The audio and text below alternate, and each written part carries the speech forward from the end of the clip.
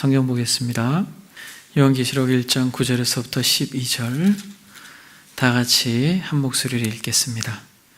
나 요한은 너희 형제요 예수의 환난과 나라와 참음에 동참하는 자라. 하나님의 말씀과 예수를 증언하였으므로 말미암아 밤모라는 섬에 있었다니 주의 날에 내가 성령에 감동되어 내 뒤에서 나는 나팔 소리 같은 큰 음성을 들으니 이르되 내가 보는 것을 두루마리에 써서 에베소, 서머나, 버가모, 도아디라, 사데, 빌라델비아, 라고디에아 등 7교회에 보내라 하시기로. 아멘. 우리 12절까지 읽겠습니다. 몸을 돌이켜 나에게 말한 음성을 알아보느라고 돌이킬 때에 7 금촛대를 보았는데. 아멘. 혹시 여러분 지난 시간에 그 말씀의 제목을 기억하십니까? 지난 시간에 말씀의 제목이 구름 타고 오신다는 것이 무슨 뜻입니까? 무슨 의미입니까? 라고 여러분들과 이 주제를 가지고 말씀을 드렸습니다. 구름 타고 오신다라고 하는 것을 곡해하여서 거짓된 가르침으로 많은 사람들을 혼미케 하는 집단이 있다고 했습니다. 하나님의 교회, 안산홍, 증인회, 이들은 다니엘서를 근거로 해서 초림예수, 그분이 육체로 오신 것처럼 재림예수도 육체로 오실 것이다.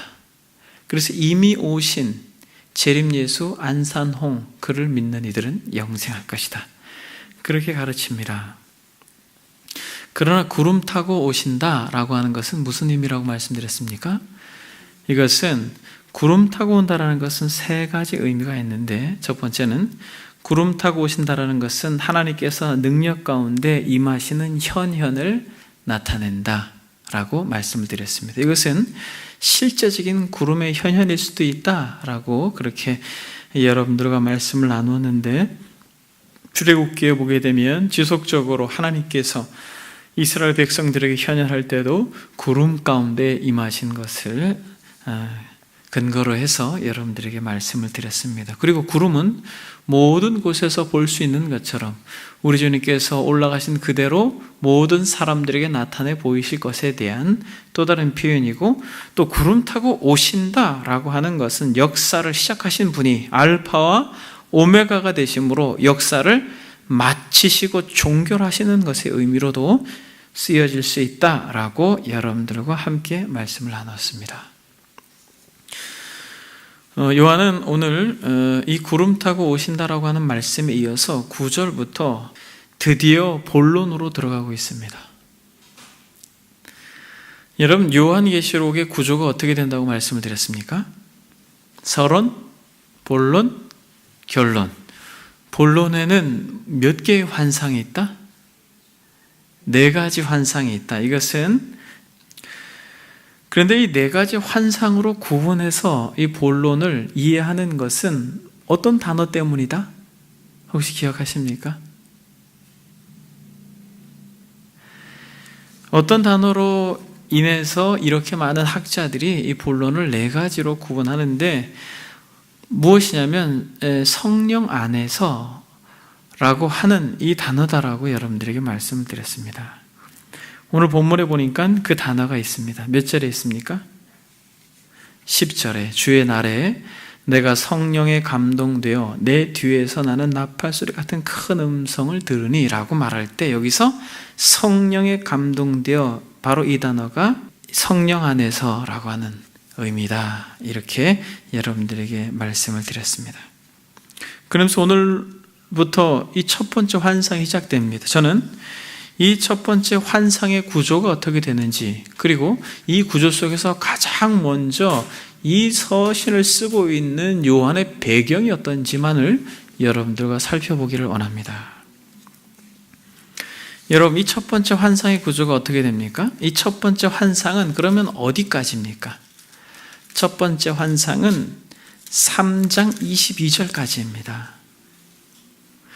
왜냐하면 4장 2절에 또 내가 곧 성령에 감동되었더니 라고 하는 말이 있기 때문에 바로 이 3장 22절까지를 첫 번째 환상이다, 이렇게 말합니다. 그런데 이 첫 번째 환상도 크게 두 부분으로 구분되어집니다. 어떻게 구분되어지냐면 1장 9절에서부터 20절까지 이렇게 첫 번째 환상에서의 앞부분이 이렇게 구분이 되고, 두 번째 부분은 2장 1절에서부터 3장 22절까지를 두 번째 그 부분으로 이렇게 구분을 합니다. 그런데 이제 이 첫 번째 부분에도 세 부분으로 구분이 됩니다. 그러니까 9절부터 20절까지도 세 부분으로 구분되어지는데, 바로 오늘 본문인 9절부터 11절까지 이것은 요한이 환상을 본 배경을 말하고 있습니다. 그리고 12절부터 16절까지 한번 읽어볼까요, 여러분? 몸을 돌이켜 나에게 말한 음성을 알아보려고 돌이킬 때에 7 금촛대를 보았는데, 촛대 사이에 인자 같은 이가 발에 끌리는 옷을 입고 가슴에 금띠를 띠고, 그의 머리와 털에 희기가 흰 양털 같고 눈 같으며, 그의 눈은 불꽃 같고, 그의 발은 풀무불에 단련한 빛난 주석 같고, 그의 음성은 많은 물소리와 같으며, 그의 오른손에 7뼈리 있고, 그의 입에서 좌우에 날선 검이 나오고, 그 얼굴은 해가 힘있게 비치는 것 같더라. 이 부분까지 무슨 내용입니까? 승귀하신, 즉 부활하셔서 승천하신 예수, 그분에 대한 모습의 환상이 나옵니다. 그리고 세 번째는 17절부터 20절까지 내가 볼 때에 그의 발 앞에 엎드려져 죽은 자같이 되매 그가 오른손을 내게 얹고 이르시되 두려워하지 말라. 나는 처음이요 마지막이니 곧 살아있는 자라. 내가 전에 죽었노라. 볼지어다 이제 세세토록 살아있어 사망과 음부의 열쇠를 가졌노니 그러므로 내가 본 것과 지금 있는 일과 장차될 일을 기록하라. 내가 본 것은 내 오른손에 7별의 비밀과 또 7 금촛대라. 7별은 7교회의 사자요 7 촛대는 7 교회니라. 이것이 세 번째 부분입니다. 이것은 승귀하신 예수 그리스도의 말씀이 또 이 안에 담겨 있습니다. 이렇게 첫 환상을 크게 두 부분으로 구분할 수 있고, 첫 번째 부분은 세 부분으로 구분할 수 있는데, 이 세 부분에 있어서 첫 번째, 즉 요한이 환상 가운데 본 이 배경, 즉 요한이 환상을 본 이 배경이 어떠한지를 우리가 본문을 통해서 살펴보겠습니다. 대부분의 학자들이 그런 의미에서 요한은 오늘 본문에 보니까 계시를 받아서, 하나님의 계시를 받아서 성령으로 말미암아 이 요한 계시록을 기록하는데, 이것을 볼 때 마치 구약의 선지자들이 계시를 받아서 이스라엘 백성들에게 이야기했던 것과 같은 모습이다라고 해서 이 요한 계시록을 신약의 선지서다라고까지 이야기합니다. 그러니까 이런 신약의 선지서와 같은 이 요한 계시록이 요한이 어디서 언제 어떻게 왜 이 계시를 했는지가 바로 오늘 본문에 기록되어져 있다는 것입니다. 어디서 언제 어떻게 왜 계시했는가? 그러니까 오늘은 이것만 살펴보면 우리가 끝나겠죠. 여러분 어디서 계시를 받았습니까? 반모섬에서 계시를 받았고, 언제 이 기록을 하였습니까? 주의 날에. 어떻게 계시를 받았습니까? 성령 안에서. 그러면 무엇 때문에 이 계시를 받았습니까? 왜 이 계시를 받았어요? 바로 7 교회에 전하기 위해서 받았습니다. 이 내용을 여러분들과 오늘 잠시 살펴보길 원합니다. 첫 번째, 오늘 본문에 보게 되니까 어디서 이 계시를 받았는가? 9절에 같이 한번 읽겠습니다. 시작. 나 요한은 너희 형제요 예수의 환난과 나라와 참음에 동참하는 자라. 하나님의 말씀과 예수를 증언하였으므로 말미암아 반모라 하는 섬에 있었더니 라고 말합니다. 여러분 어디서 지금 이 계시를 기록하고 있다라고 말합니까? 반모라 하는 섬이다 라고 이야기하고 있습니다. 여러분 지금 이 요한이 반모라는 섬에 왜 있습니까? 반모라고 하는 섬에 지금 왜 가 있는 것이에요?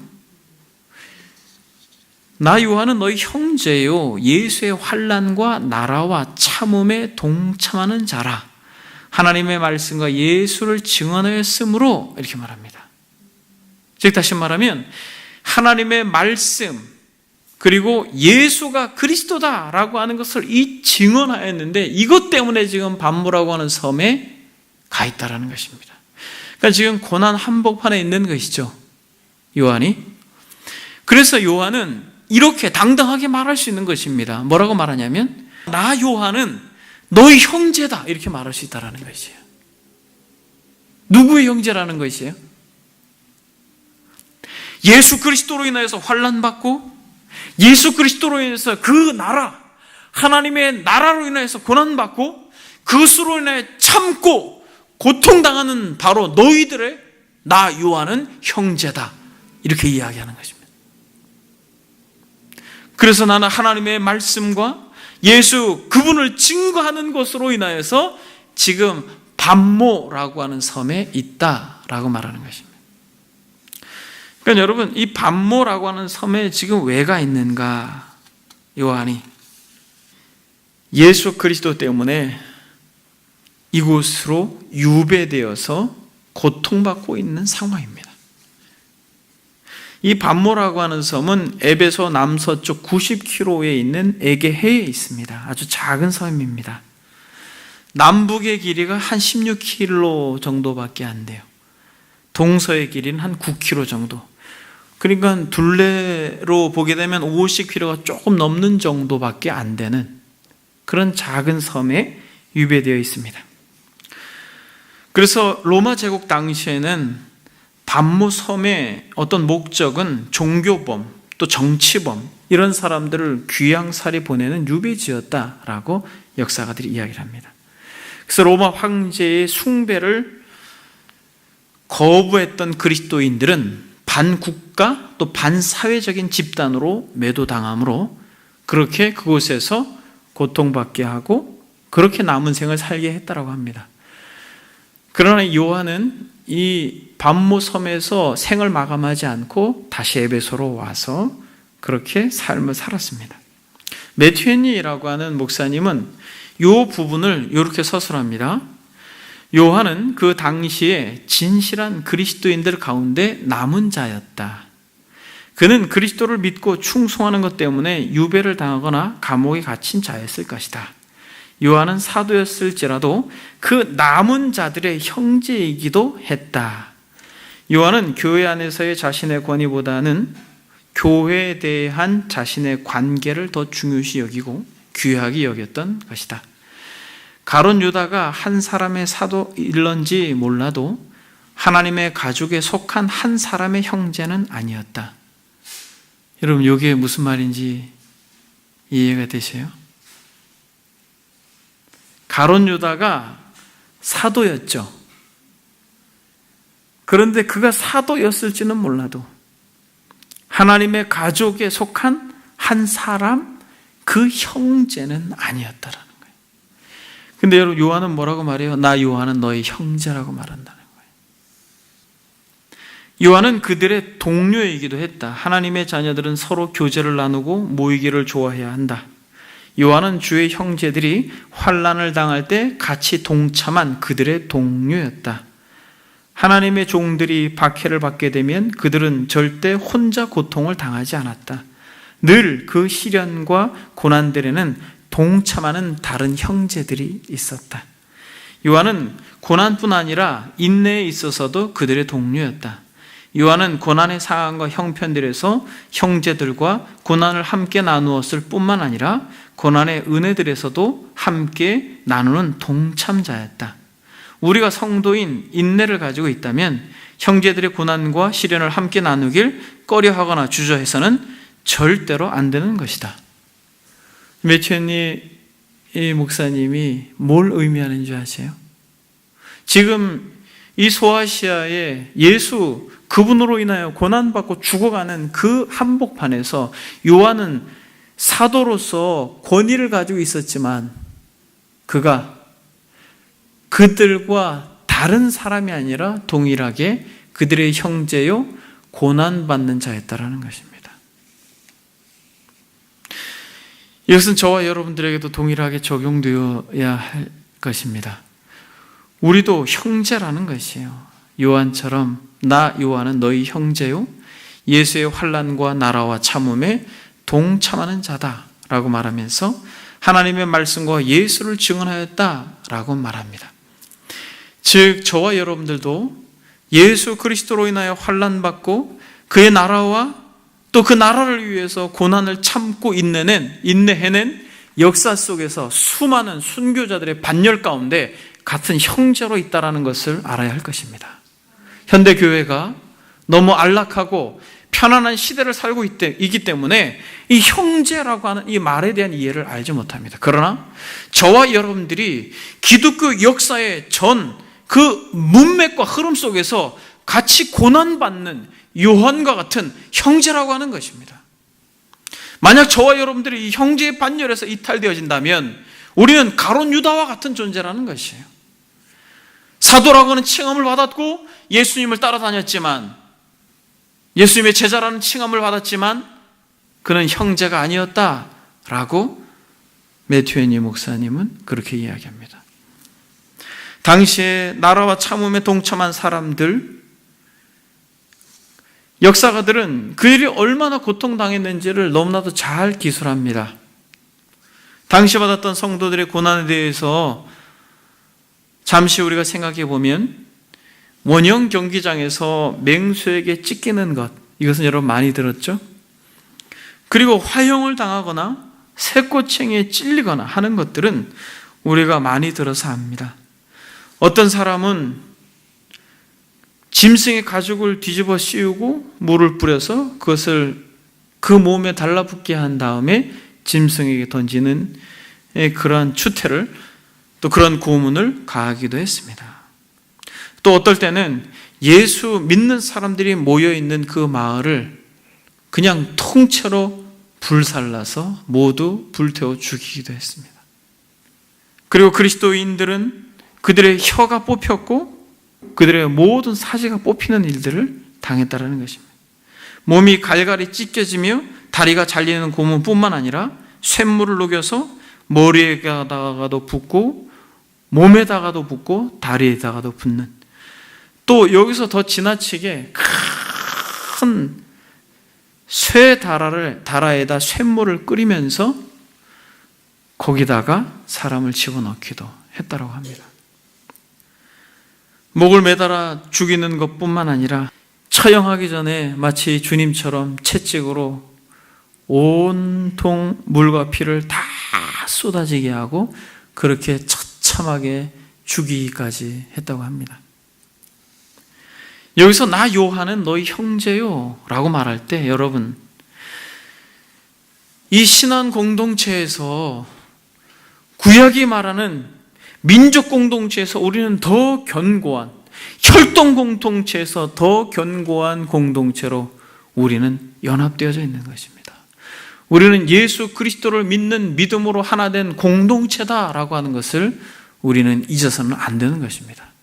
현대사회가 너무나도 안락하고 편안한 시대가 되었기 때문에, 그리고 워낙 이기적이고 개인주의적인 삶의 태도를 가지고 있기 때문에 포스트 모더니즘이라고 하는 정신 세계가 워낙 사람들의 마음속에 그 저변에 깔려 있기 때문에 나만 행복하면 된다, 내가 즐거우면, 내가 좋으면 그것이 진리다라고 하는 이 세대 가운데 우리가 살고 있기 때문에 우리 공동체에 대해서 너무나도 쉽게 간과하는 이 시대의 신앙인들 가운데 오늘 본문의 이 요한이 나 요한은 너희 형제요 라고 말할 때 이 글을 받아듣는 이들이, 고통 가운데 있는 이들이 이것을 읽을 때 요한도 나의 형제구나, 나도 동일하게 예수의 환난과 나라와 참음에 동참한 자다라고 당당하게 요한이 이야기하고 있다는 것입니다.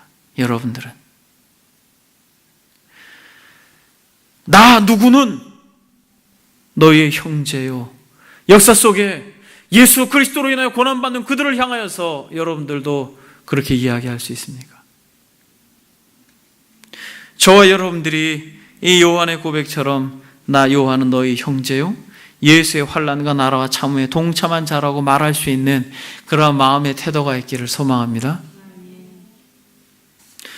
그래서 여러분, 역사 속에 실제로 이렇게 고난 가운데 있지만은 당당하게 고난 앞에서 믿음을 지켰던 믿음의 선배들의 고백을 우리가 잠시 한번 살펴보겠습니다. 네로 박해 때 순교한 베드로는 십자가에 처형되기 전에 이렇게 이야기합니다. 나 같은 존재가 감히 예수 그리스도와 똑같이 죽을 수 없습니다. 그래서 자진해서 베드로는 자신을 십자가에 거꾸로 매달아 달라고 그렇게 하고 죽었습니다. 안드레는 AD 70년경 그리스에서 붙들려 X자형 십자가에 매달리게 되었습니다. 근데 이분의 죽음이 독특한 것이 그는 그 십자가에 매달려서도 복음을 전했다고 합니다. 그 X자형에 매달려 있음에도 그를 찌르고 그를 괴롭게 하는 이들을 향하여서 예수가 그리스도이십니다 라고 전했다라는 것이죠. 도마는 인도에서 복음을 전하다가 이교도 제사장들의 눈 밖에나 그들이 경노하여서 도마의 온 몸의 껍질을 벗긴 채로 죽였다라고 합니다. 이그나티우스는 안디옥 감독자로 사자의 밥이 되어 죽어갈 때 이렇게 말했다고 합니다. 내가 오직 예수 그리스도를 얻게만 된다면 화형이나 십자가나 사나운 짐승의 공격도 참고 견딜 것입니다. 서머나 감독 폴리갑은 이렇게 말합니다.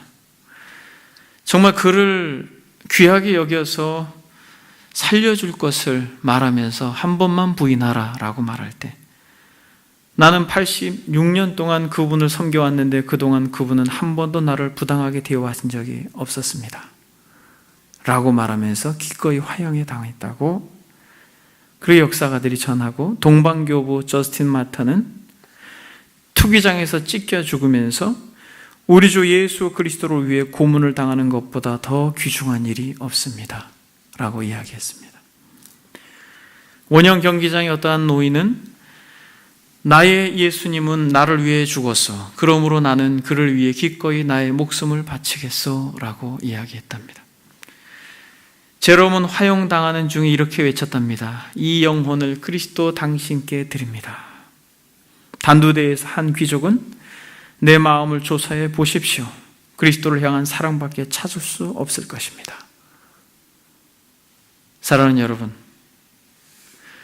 이들의 고백이 여러분들이 어떻게 들립니까?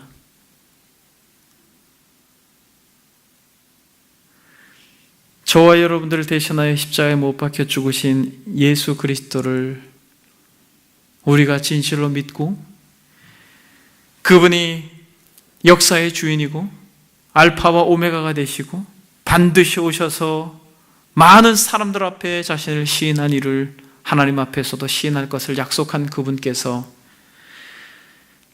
저와 여러분들의 유일한 생명이고 소망이라면 적어도 우리에게 이러한 고백을 요청하는 시대에 우리가 살진 않지만은 적어도 우리의 마음속에 주님, 이러한 고난의 때가 임하게 되면, 이런 어려운 시기가 우리에게 닥치게 되면 우리의 믿음의 선배들처럼 나 누구는 그들의 형제입니다 라고 말할 수 있는 용기를 주십시오 라고 할 수 있는 그런 마음의 고백이 저와 여러분들의 고백이 되기를 바랍니다. 이처럼 이 사도 요한이 이 서신을 쓰게 된 배경 속에서 어디서 썼는가라고 할 때 밤모섬에서 썼다라고 하는 것은 이러한 큰 의미를 우리에게 소개해주고 있습니다. 그럼 여러분, 언제 이 계시를 받았다라고 말합니까? 10절에 보니까 주의 날에 내가 성령에 감동되어 내 뒤에서 나는 나팔소리 같은 큰 음성이 들리니 라고 이야기하고 있습니다. 이 주의 날에 이것을 기록했다라는 것입니다. 주의 날에 기록했다라고 하는데 이것은 우리에게 아주 큰 의미를 부여하고 있습니다.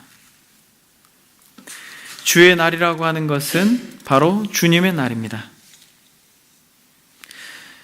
주님께서 죽으시고 부활하신 날, 죽음을 정복한 날, 죽음에 두려워 떨고 있는 이들을 향하여서 주의 날에 주께서 계시하신 것을 받아 적고 있는 것은 의미가 있다는 것입니다.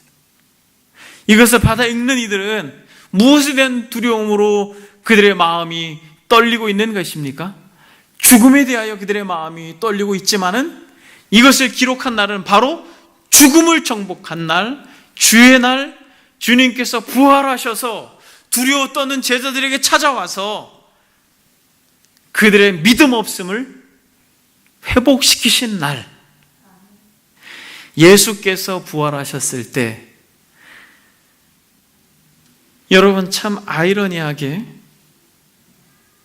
예수님의 무덤에 와서 있었던 마리아가 주님을 뵙지만은 몰라보죠.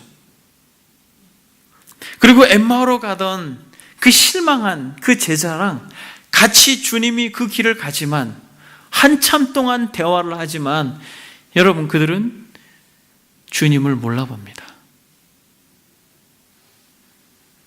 그러나 여러분 어떨 때 이들이 이 가려졌던 눈이 열리게 됩니까?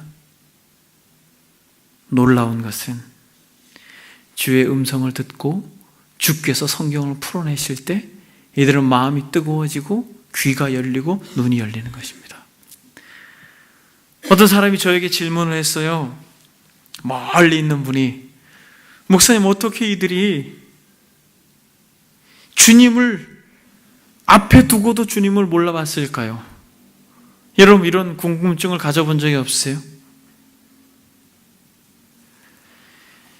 제자들도 믿지 않았다라고 말합니다. 다음 시간에 좀 더 구체적으로 살펴보겠지만 왜 이들이 믿지 못했는가? 왜 이들이 보지 못했는가? 그것은 예수님이 모습이 놀랍게 변화돼서 완전 다른 분이었기 때문이 아니라 그들의 마음이 굳어졌고 그들의 마음의 불신앙으로 그들의 마음의 눈이 감겨져 있었기 때문에 결국 주님을 만나지 못한 것이에요. 그런 의미에서 사랑하는 여러분, 주의 날에 이 계시를 했다라는 것은 얼마나 의미가 있는 것입니까?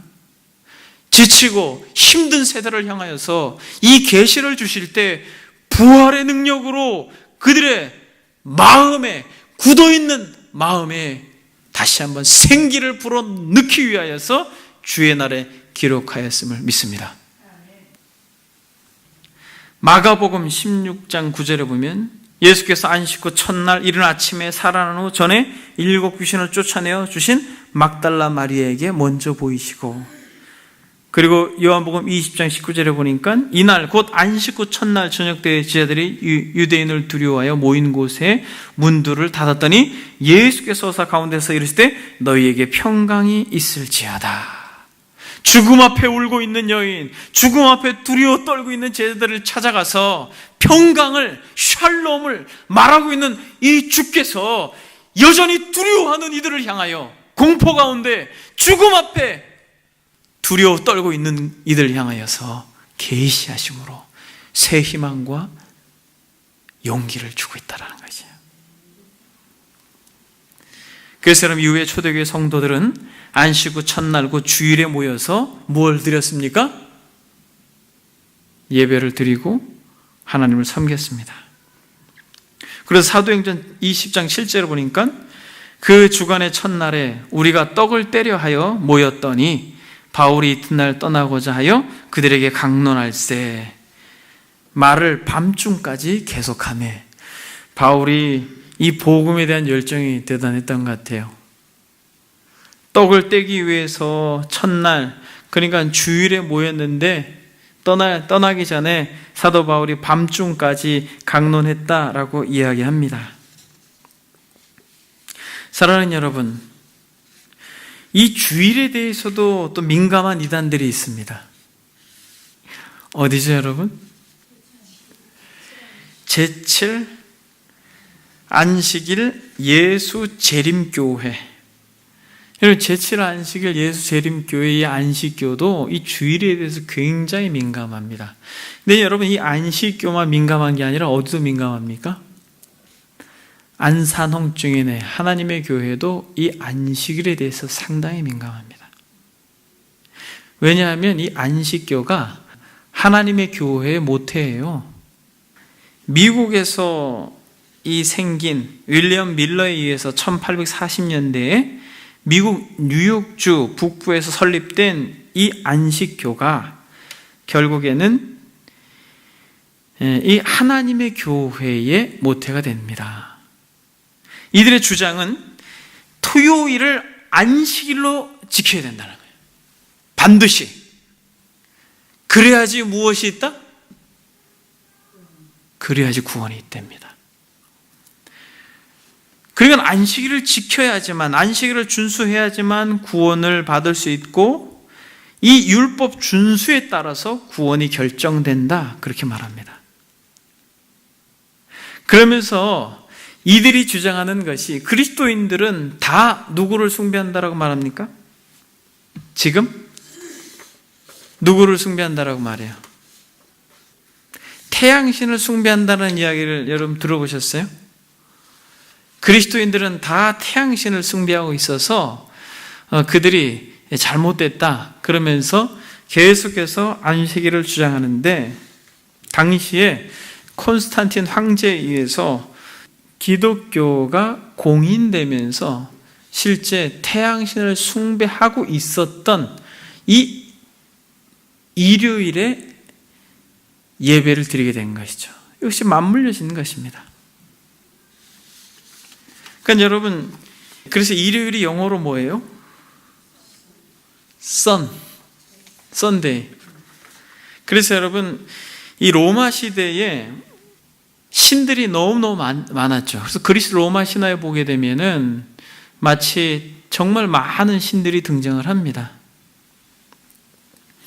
그런데 이 날들도, 모든 날들이 다 신과 연결이 되어 있어요. 월요일, 화요일, 수요일, 목요일, 금요일, 토요일, 일요일, 다 그 날들이 어떤 달의 신, 태양의 신, 이런 신들로 다 연결이 되어 있습니다. 그래서 여러분, 월요일은 무슨 신이에요? 먼데이라고 할 때, 달의 신입니다, 여러분. 화요일은 화성, 마르스. 여기서 헬라어로 튜즈라고 하는, 영어의 튜즈, 이게 마르스라고 하는 화성을 번역한. 그래서 화성, 수요일은 로마 신화 주피터와 거의 같은 신. 그래서 이 신에서 수성, 메리크리우스라고 하는 수성이 나왔고, 목요일도 마찬가지예요. 벼락, 뇌의 신으로서 주피터로 하는 목성이 목요일. 금요일은 금성. 금성은 여러분 영어로 뭐죠? 비너스죠, 여러분. 비너스.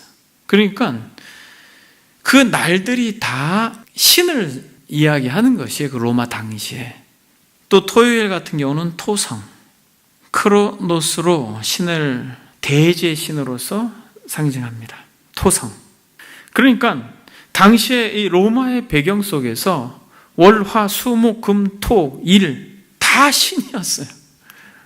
주일날, 즉 안식일 다음에 주일날 주께서 부활하셔서 예배를 드린 것이 313년 콘스탄틴이 기독교를 공인한 날이 먼저입니까? 아니면 주께서 부활한 날이 먼저입니까? 주께서 부활한 날이 먼저죠. 그러니까 이런 이단들이 태양신을 숭배하는 날이다, 썬데이라고 해서 이렇게 말하는 것은 말할 수 없는 무지의 소산이요, 억지다 라고 여러분들이 아셔야 되는 것이에요. 그래서 이 안식교도들이나 아니면 이 하나님의 교회에서 말하는 너희들은 태양신을 숭배하는 자들이다라고 말하는 것은 역사에 대한 무지에서 기인한 것이다라는 것을 여러분들이 알아야 할 것입니다.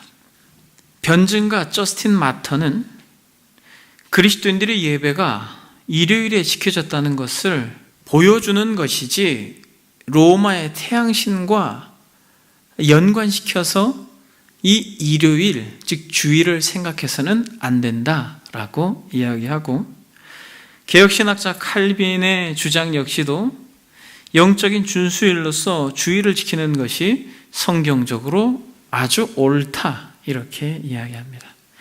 그리고 방금 전에 제가 여러분들하고 나누었던 성경 본문처럼 예수께서 부활하시고 귀신을 쫓아내었던 막달라 마리에게 나타내 보이시고, 또 저녁에는, 이건 아침에 오전에 만나 주신 것이고, 저녁에는 모여있는 제자들 가운데 찾아가셔서 친히 주님께서 그들과 함께 만찬을 즐기십니다. 그런 의미에서 사도행전에서도 고린도 전서에서도 동일하게 주의 주간의 첫날에 우리가 떡을 때려 하였다라고 말하고 있는 것 속에서 수백 년이 지난 로마 시대를 근거로 해서 태양신을 운운하는 것은 거짓된 가르침이요 역사에 대한 무지다라고 하는 것을 우리가 알고, 그들에게 만약 여러분들이 교제할 수 있는 기회가 주어지면 잘 설명할 수 있기를 바랍니다. 이처럼 이 요한계시록이 기록되어진 날이 주의 날이라고 하는 것은 이와 같이 저와 여러분들에게 아주 의미가 있다는 것입니다. 죽음을 정복한 날, 그래서 어둠 가운데 죽음을 두려워하는 이들에게 이 계시록이 어떠한 메시지라는 것이에요? 소망의 메시지가 된다는 것입니다. 두려운 메시지가 아니에요, 여러분. 그래서 소망의 메시지요, 살리는 메시지요, 다시 한번 어떠한 절망과 어두움 가운데 있다 할지라도 빛으로 오신 그리스도를 바라보라고 하는 영광의 메시지가 요한계시록이라는 것입니다. 그럼 여러분 어떻게 계시를 받았습니까? 주의 날에 내가 성령에 감동되어 내 뒤에서 나는 나팔소리 같은 큰 음성을 들으니 라고 말합니다. 여러분, 우리 주님께서 성령에 감동되어서 성령 안에서 이 계시를 받았다라는 것은 너무 중요합니다. 성령 안에서 이 계시를 받았다라는 것은. 왜냐하면 이 계시록이 이 요한이라고 하는 이 사도가 사색함으로써 스스로 어떤 철학자들의 글처럼 이것을 기록해내는 것이 아니라 하늘의 계시, 즉 하나님의 계시를 통하여서 이 계시록이 쓰여졌다는 것은 무엇을 약속하는 것이에요? 반드시 될 거라는 것입니다.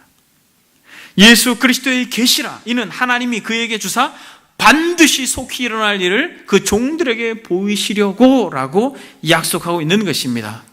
그러니까 전능한 주께서, 전능한 하나님께서 성령을 통하여 계시하신 것은 반드시 되어질 일이다 라고 말씀하고 있는 것입니다. 그런 의미에서 이 성령의 감동이라고 하는 이 단어가 바로 이 본문을 4개로 구분하는 근거가 된다라고 말씀하고 있는 것입니다. 그러면 무엇 때문에 이 계시록을 기록하였습니까?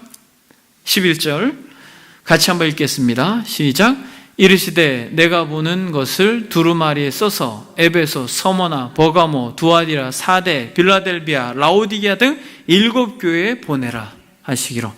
여러분, 지금 여기서 우리 주님께서 이 계시록을 기록한 것은 1차적으로는 이 소아시아에 있는 7교회 고난받는 성도들에게 이것을 기록한 것입니다. 그러나 여러분, 이 계시록이라고 하는 것을 막연하게 어떤 다가올 미래에 대한 환상으로만 해석해서는 돼야 안 돼요? 안 된다는 것입니다. 그러니까 세대주의 전천년설주의자들이 그저 이 계시록을 다가올 미래, 휴거, 심판, 천년, 왕국 이런 것들로 너무 많은 시각을 그것에 고정시켜서 사람들을 두렵게 하고 그렇게 몰아가지만은 이 계시가 쓰여진 것은 역사를 가지고 있다는 거예요, 여러분. 역사성을. 역사성이라고 하는 것은 무엇이냐면 그 시대를 담아내고 있다는 것입니다. 그러니까 이것이 당시에 이 소아시아 7교회에 이 성도들이 읽었을 때에 이들이 이것을 충분히 이해할 수 있었다라는 것입니다. 그러니까 그 역사성을 가지고 이것이 그 시대에 쓰여진 성경이라고 하는 걸 가지고 우리가 이 계시록을 읽을 때 우리가 이해가 충분히 더해질 거라는 것입니다. 그런 의미에서 여러분, 이 시대에 이 일곱 교회에 1차적으로 이 서신을 썼는데, 여러분 이 일곱 교회가 무엇을 상징한다고 여러분들에게 말씀드렸습니까?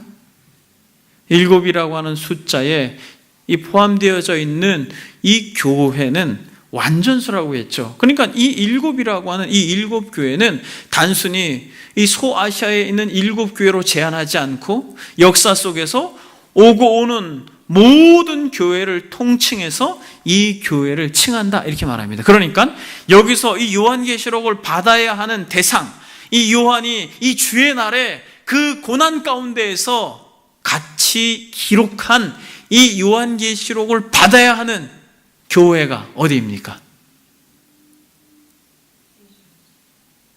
소아시아 일곱 교회인데, 이것이 일곱이라고 하는 수가 모든 교회라고 하면 구체적으로 누가 이 계시를 받아야 되는 것입니까? 그렇죠, 여러분. 저와 여러분들이 받아야 되는 것이죠. 저와 여러분들이 이 계시록을 2000년 전에 그 소아시아 교회에게만 전달되어진 것이 아니라 지금 이 시대에도, 이 안락한 시대에도, 이 평안한 것 같은 이 시대에도, 고통이 없는 것 같은 이 시대에도 이 계시를 마음 문을 열고 받아야 된다는 것입니다. 왜냐하면 나팔소리 같은 큰 음성이 들리니 이르되, 나팔소리 같은 큰 음성이 들리면서 이르되, 이 일곱 교회에 보내라. 내가 보는 것을, 들은 것이 아니에요, 여러분. 보는 것을 이 일곱 교회에 보내라, 이렇게 이야기합니다. 이 일곱 교회에 보내는데, 이게 이 일곱 교회가 이 공동체도 속하는 것은 무엇입니까? 나팔 소리로 큰 음성 가운데 들려주셨기 때문에 그래요, 여러분. 이것은 승리의 복음이기 때문에 그래요. 이 복음을 듣는 이들은, 이 계시의 말씀을 듣는 이들은, 또 읽는 이들은, 또 이것을 지키는 이들은 복되기 때문에 그렇습니다. 왜냐하면 나팔 소리와 함께 들렸다는 것은, 여러분 나팔은 언제 붑니까? 나팔은 로마 당시에 승리하게 될 때 뿌뿌뿌뿌뿌 이렇게 하면서, 그리고 언제? 왕이 오실 때. 그러므로 사랑하는 여러분, 예수 그리스도 그분을 왕으로 모시고 있는 오고 오는 모든 세대 가운데, 어떤 세대는 고난받고 어떤 세대는 편안한 시대를 살지만은, 그러나 주님께서 다시 오시기 전까지 어떤 시대에 산다 할지라도 모두 다 이 계시를 들어야 하는 회중 가운데, 청중 가운데, 그런 의미에서 사랑하는 여러분, 저와 여러분들은 이 승리의 음성, 이 왕의 음성을 귀담아 들을 수 있는, 정말 마음으로 들을 수 있는 은혜가 있기를 축복합니다. 사랑하는 여러분, 그래서 이제 다음 주 계속해서 살펴보겠습니다만, 정말 이 말씀 속에서 저와 여러분들에게 주께서 하시는 음성을 여러분들이 귀담아 들을 수 있는 은혜가 있기를 바랍니다. 한 가지만 적용하고 말씀을 마치겠습니다. 여러분, 요한계시록을 대할 때 남은 자라고 하는 이 단어를 꼭 기억하십시오. 이 남은 자는 이기는 자요, 바로 형제입니다. 그런 의미에서 너희 형제요, 예수의 환난과 나라와 참음에 동참한 자, 저와 여러분들이 그런 자입니까? 예수 그분의 나라를 위해서 그 환난과 그 고난에 동참한 자, 나 요한은 이것을 주의 날에 성령의 계시를 통해 기록하고 있다라고 말할 때, 저와 여러분들은 나 요한은 이 고난 가운데는 형제입니다 라고 말할 때에 우리도 이렇게 고백하는 자입니까? 그의 나라를 위해서 그들만 성경은 남은 자다라고 말합니다. 적지 않은 사람들이 계시록의 상징들을 접할 때 멸망과 파괴, 심판 이런 걸로 주로 생각하지만은 이 계시록이 분명히 남기고 있는 한 단어는 이기는 자요, 남은 자요, 그리스도로 인하여서 그 고난을 뚫어낸 자요, 흰옷 입은 무리라고 정확하게 이야기를 합니다. 저와 여러분들에게는 예수 믿으면 죽이겠어 라고 하는 그러한 분명한 도전을 하고 있지만은 우리는 매 순간순간마다 예배를 드릴 때든 무엇을 할 때든 우리는 이 도전 앞에 있는 것입니다. 오늘은 좀 쉬지.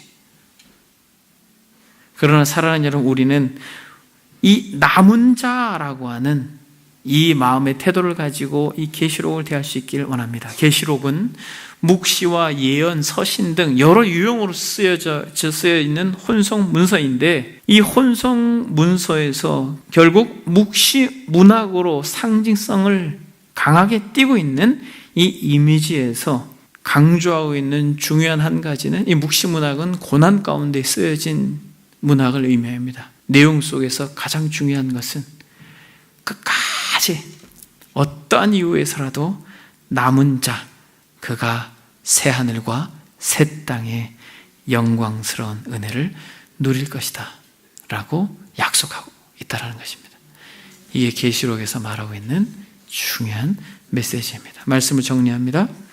저와 여러분들이 끝까지 계시록에서 말하고 있는 형제를 지키고 주의 날을 소망하며 하나님께서 은혜를 베풀어 주시는 그 날을 사모하고 끝까지 우리에게 주어진 일상의 주의 날을 소망하다가 진정 주께서 오시는 그 주의 날, 그 날 가운데 기쁨으로 영생한 은혜가 저와 여러분들에게 주어지는 그러한 복이 있기를 바랍니다. 기도하겠습니다. 여러분, 이 시간 기도할 때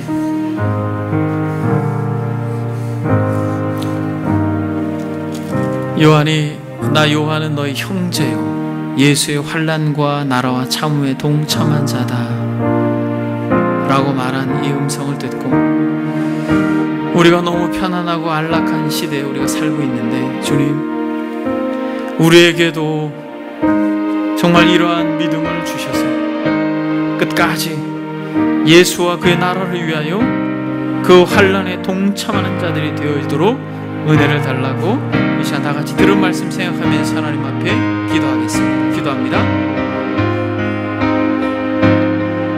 살아계신 하나님 아버지, 감사합니다.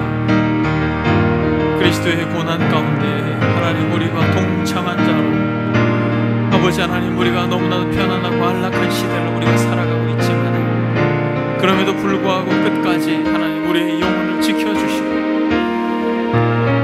믿음으로 그리스도의 고난에 동참한 은혜를 우리에게 허락해 주셔서 참으로 아버지 하나님의 끝까지 환난 가운데에서도 어려움 가운데에서도 또 때로는 절망 가운데에서도 힘들고 지친 그런 순간 가운데에서도 예수를 그리스도로 알고